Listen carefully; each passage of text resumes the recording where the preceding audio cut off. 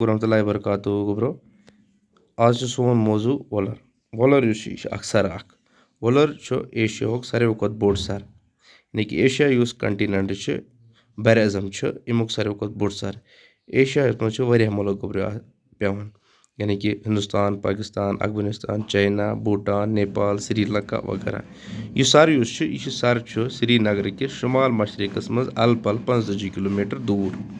कोताह दूर अगर श्रीनगर पे नेरो गन वॉलर सर वुचन खतर तो यह 45 किलोमीटर दूर वॉलर सर वरमुल गो बारामुल्ला जिल किन सोपोर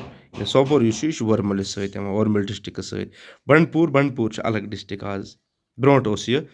वरमुल डिस्ट्रिक्ट सत यानी बारामुल्ला डिस्ट्रिक्ट सत बंडपुर तो सुनवर तहसील मज यानी कि अत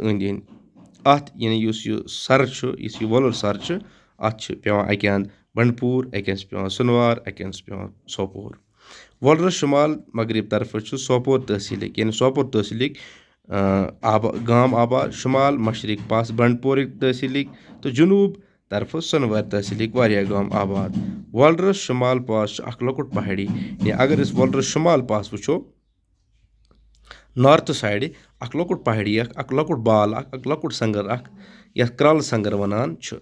संगर ते वन कशर पे गोब्रो बालस संगर अत संगर टैंग यानी थोद पहनस अत संगर पे हजरत बाबा शुकुरुद्दीन रहमतुल्लाह अलैह वली कामिल बुजुर्ग बोड़ बुजुर्ग बोड़ वली ऋष हजरत बाबा शुकुरुद्दीन रहमतुल्लाह अलैह सन जियारत रेत कालस मज वॉलर आब सत भरत अमुक बाड़ो यानी अमुक खजर अल पल 15 किलोमीटर चौरस यानी वो तोर तुम पाने फिक्र गोब्रो कि यह कोता बोड़ यानी 15 किलोमीटर तान अमुक बाड़ो अमुक खजर तय गोब्रो समझस मज।